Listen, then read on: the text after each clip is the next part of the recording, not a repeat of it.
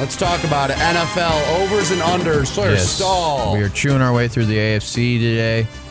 We did the AFC North. We are, it's July 8th, but get in where you fit in. You want to get first these numbers before they change, before they move, anything like that.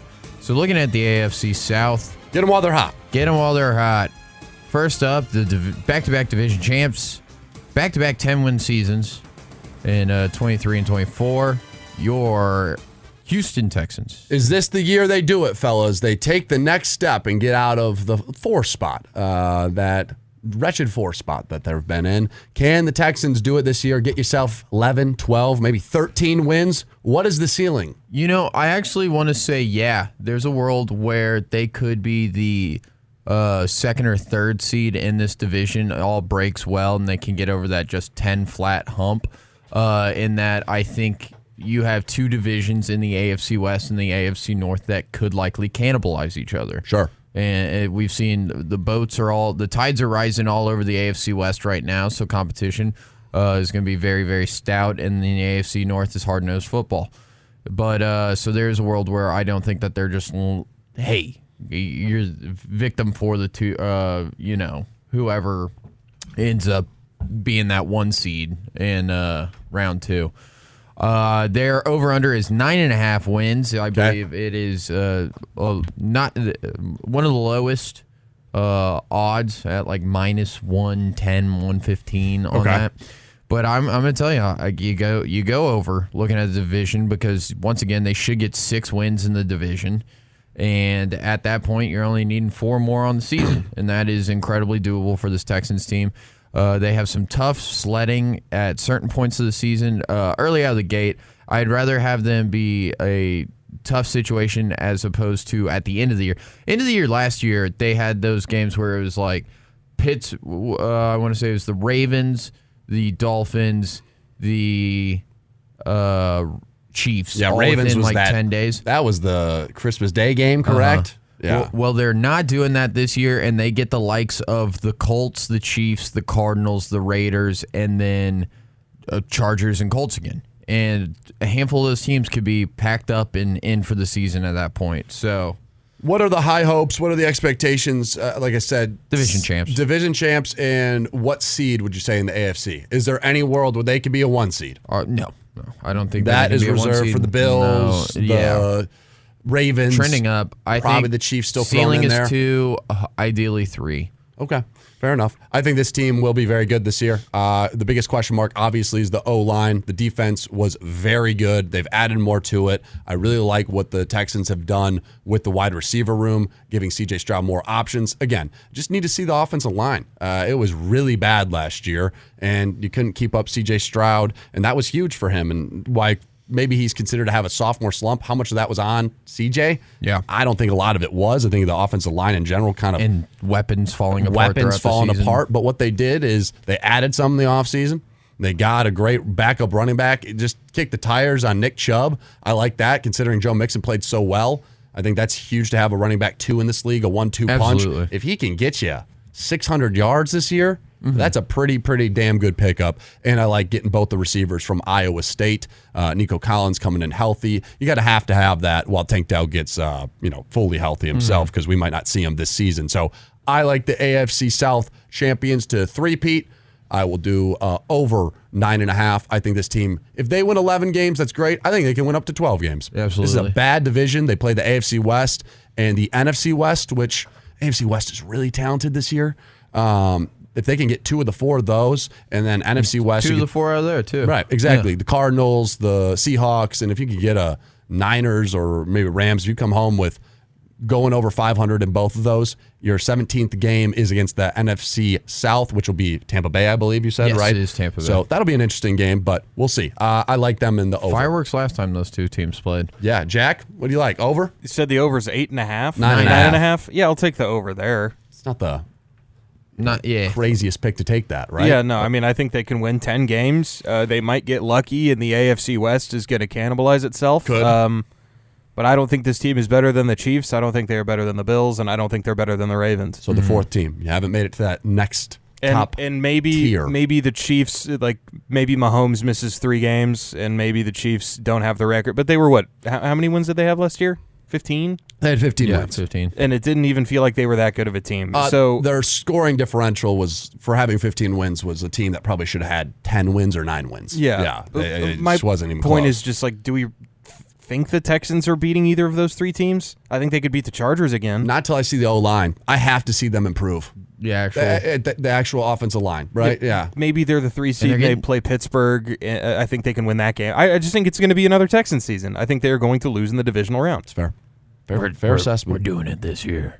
Okay, next team. Next team, the second place team in this division. I think that's the biggest question, not to cut you off, is who's second, right? Fair Yeah. enough. Who is second in this division? I believe we will have a new second place, but going off of last year's, it was the Indianapolis Colts. Yep. The Colts currently sit at a 7-5. There's uncertainty looming as Anthony Richardson's accuracy is a concern, and Daniel Jones adds to the quarterback competition. That's quarterback uncertainty. I'm going to take the under 7.5 wins. I believe that this is a bottom-out year for the Colts and that they are going to go find themselves and take another swing at the quarterback. Yeah, I don't think. And probably clean house. Get rid of you had Irsay pass away tragically Right. over the offseason. I believe they fully clean house, and this is one of those years where Steichen's going to be gone.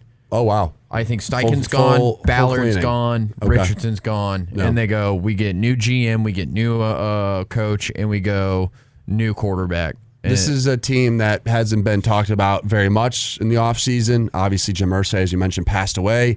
I think that'll shake it up a little bit. Is it one of those things where they play for him kind of season? Obviously, that's going to be a big focal point, there in Indianapolis at Lucas Oil when they have those home games in general. But I'm with you. Not to be just chalky, but I don't think Indianapolis is a great team. I don't think Danny Dimes your answer. I know Anthony Richardson isn't. I'm giving up on that right now. He wasn't amazing in college. That was a potential guy that you took very early, and I'm sure Jim Irsay had a lot of say in that. Not to talk poorly about him, especially now he's gone, but I just don't think that was a boom or bust pick, and he wasn't amazing in college. We didn't see a lot out of him at all at Florida. So I don't think that's the answer, and I definitely don't think Danny Dimes the answer. Who are they throwing to? A.D. Mitchell, right? You have Pittman there Michael as well. Pittman, but that right there is your 1-2. Not to say AD can't be better. No, yeah. I like the Tyler Warren draft at 14. That's great value. I'm just this team is not moving the needle for me. This is a 6-7 win team to me. I think they're going to be under. Food for thought, maybe devil's advocate, whichever one you want. Is there any chance like there's a weird Daniel Jones or Ryan Tannehill arc here? I don't think they have enough. I just right. don't think this team has enough around them. Their defense is okay. Want a playoff game? Yeah, but I don't know. I think Saquon Barkley won that play. right. Yeah, I that's think he had more to work with, and I think Brian Dable, to give Brian Dable credit, he came in. Was that his first year there at New York? I think he had a little bit more than Shane Steichen did up his sleeve. So, and he has. I don't think we're going to be seeing him running the ball like he did that season. True. He had so many rushing yards that year. Yeah, I think my point would just be maybe I really don't yeah. have, just to make it more interesting with Sure. the Colts, because right now it's like they're in a weird spot. Yeah, I would also take the under. Okay, all right, under there. I think it's right around 7.5. I think it's 7. Okay. I don't think they're going to win 3 games. No, I don't think they're going to be that bad, but I don't think this team is ceiling is higher than like a good year 9. Good year. Yeah, that's it. There's no way this team wins 10 games. I think the over/under is a coin flip for them between 7 or 8 wins. I think 9 would be pretty. That's 10 wow. losses. That's 10 losses Yeah. even with 7 wins. So I know. that's a lot. That's what I'm saying. Yeah, I'm with you. Now, the team I do believe that will reach second place in this division, the Jacksonville Jaguars. Sure. Jaguars had their schedule ranks as the 6th easiest according to Sure. Vegas. CBS Sports gives the Jaguars the 9th easiest schedule, so they're somewhere in that top 10 range of easiest. Their over-under is 7.5 wins, much like the Colts. But I just like the Jags to get wins over teams like the Colts, over teams like the Titans, and then at that point, can Trevor Lawrence find 3 more wins outside of the division? Even if you have 3 there, they get to play the Saints, they get to play the Dolphins, they play the Panthers. They have a pretty stinky schedule. Once again, playing the AFC what would that be? North and no, they It's the play NFC North. It's NFC North and AFC West. They have a lot the of West. teams. No, it's Yeah, NFC West, AFC West for y'all. Yes, that's who they play. Yes, that's it. West and West For that division. And so I think that 7.5, an 8-win season for this Jags team is very likely. Brand new head coach might give them a bump here. Brian Thomas really came on at the end of last year. Tank Bigsby's a great running back, and then who knows what you're getting out of Travis Hunter. It's an improved defense, easy schedule. I do like over 7.5 for this Jags team. I'm going to go under. I'm going to see I think this division's a crapshoot at second place. I'll go just take my take right now. I think Tennessee's going to get second place. That might be a hot take. I have more faith in them than these other two teams. I just think Indy's getting stale, and I don't know yet what I'm getting from Jacksonville. I think they have a couple guys that are talented. Travis Hunter, I need to see what he's going to be. Yeah. Is he going to be playing corner? Is he going to be playing both wide receiver and corner? But either place that he comes onto the field, he's going to be adding value to that team. For sure. Yeah. But if he's doing both, I think he's going to be pretty damn tired out there. Yeah. I mean, this isn't the Big 12, right? Well, it's a lot different than that. And it's a lot more physical. This is grown men, faster players. So I don't know how well that's going to work for him and where he's valued more for the Jacksonville Jaguars. Because who's your second option besides Brian Thomas? Who I really like Brian Thomas. But who's their second option if it's not Travis Hunter? Yes, that's kind of my point. Fair enough? Is that fair? That's a good point. And I think ETN's taking a step back. We've seen a lot of wear and tear on him. He's ran the ball a lot since he was teammates with his buddy Trevor Lawrence at Clemson, just not the same running back he was a couple seasons ago. And I don't really know yet what Mr. Duval has to show me. I don't know if Liam Cohen's the answer, if he's a head coach material. Is it something kind of they just, hey, this isn't working with Dougie P. We want to go get the guy in the same state that they've seen success with. I don't think Trevor Lawrence is bad. I don't know if Trevor Lawrence is better than Baker Mayfield, though. And they have all the kind of weapons over there that he doesn't have here in Jacksonville. Brian Thomas, fantastic receiver, but they don't really have a true two unless it's going to be Travis Hunter, and I don't think he's a great wide receiver, too, from what I've seen. If he's playing corner, I don't know. Yeah, that's a big I don't know, so I'll go under. You don't love De'Ami Brown? No, I don't. All right. I don't love De'Ami Brown. I'll take the over. I think last year was a little fake. Right. I don't think they're going to be great. And again, will Trevor Lawrence's shoulder be okay?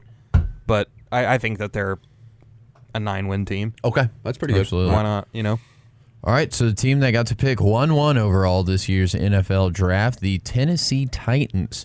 They are currently sitting at a 5.5 game over-under. It is -125, which is very favorable.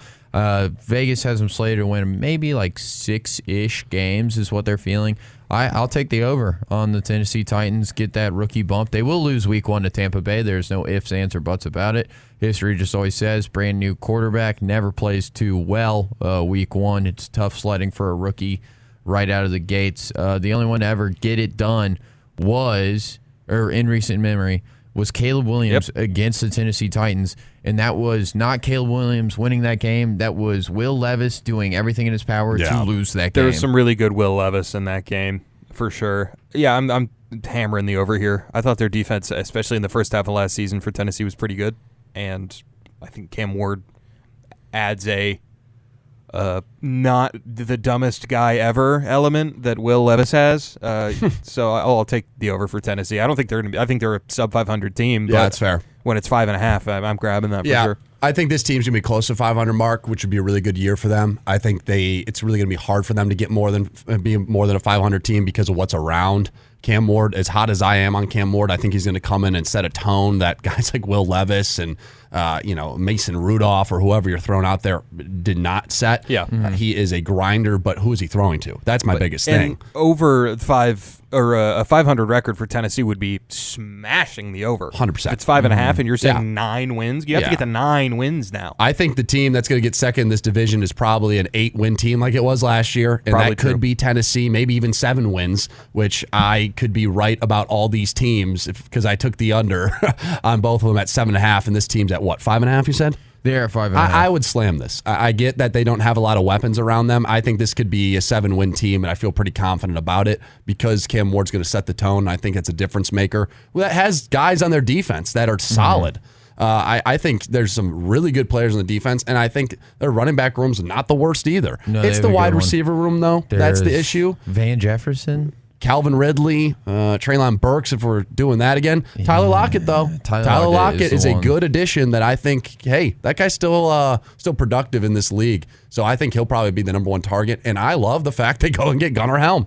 There's a great pickup for them. I think he can be kind of a binky. Chig and Gunnar are going to be great tight ends. Give me the Titans. That's will be my hot take. I think they're going to get second in the division. Yeah. Calvin Ridley's 30. He's old. I know Tyler Lockett's like 31 or 2. Hang on, He's old too. They did draft a barn burner, 5'10", 202-pound Xavier Restrepo with one of the worst 40 times for a wide receiver. He was banged up. He's very good if you watch Miami. I mean, that's his guy from Miami. That's the good thing, though. Right. Is you got Cam and Restrepo. He had a groin issue during that 40 time. He's not that slow. So that's a good pickup as well. He fell in the draft because of that. I'm with you there. I think that Tennessee, that's kind of my hot take. I think Tennessee's going to be pretty good this year. Amen. And Gunnar Helm going to get some spots. Let's get it. All right, so if we're looking at it, we have all three of us went over on the Texans at 9.5 wins. Yes. All three of us went under on the Colts at 7.5 wins. Jack and I went over on the Jags. Noah took the under, and we all went over on the Tennessee Titans at 5.5. I like that. So AFC South, not the most exciting football in the world, but football in the world.